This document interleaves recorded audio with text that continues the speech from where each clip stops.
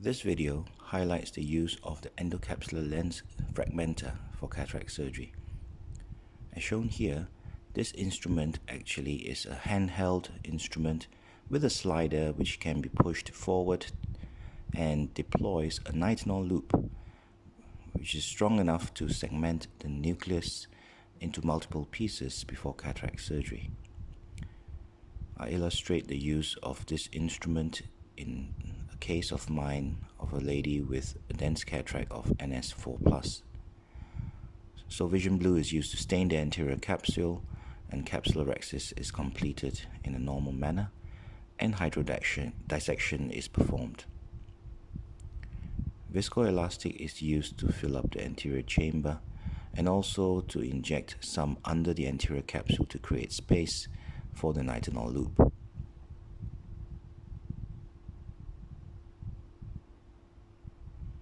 As you see here, the nitinol loop is retractable as you push the slider along the instrument.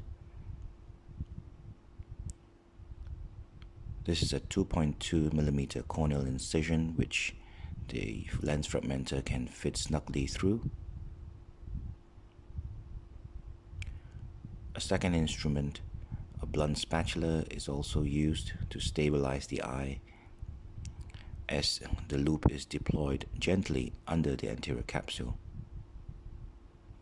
As you can see here, the loop extends slowly towards the equator of the lens. Care is taken not to exert too much downward force which can induce zonulisis. The loop is slightly turned towards the posterior pole of the nucleus. As you can see, a little gold reflex as the nitinol loop passes to the center of the nucleus, which is subsequently then retracted, and this bisects the nucleus into two. The second instrument helps to keep the nucleus in the bag as well.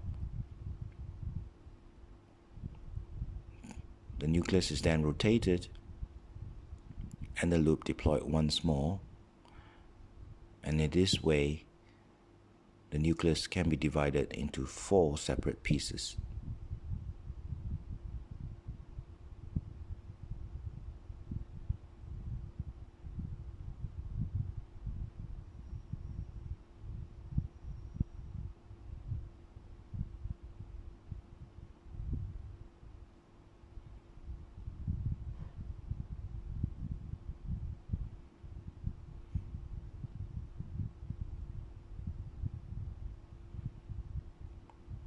Phacoemulsification is then carried out in a normal manner. As you can see, this is a fairly dense nucleus which has been now nicely segmented into 4 quadrants, and this really is quite helpful in this dense cataracts, as it helps to reduce the amount of sculpting and reduce ultrasound energy being used.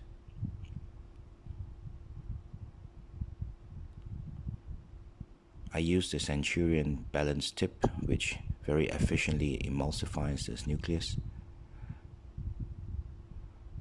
As you can see, the lens fragmenter has very nicely broken up this relatively dense nucleus into nice 4 quadrants.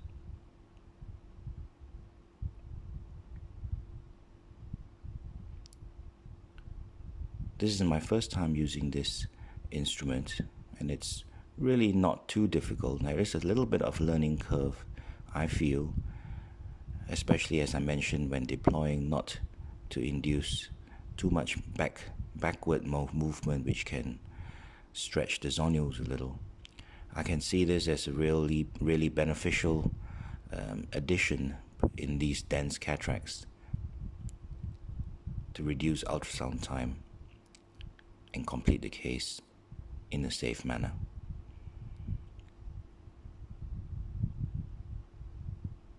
Thank you very much for your attention.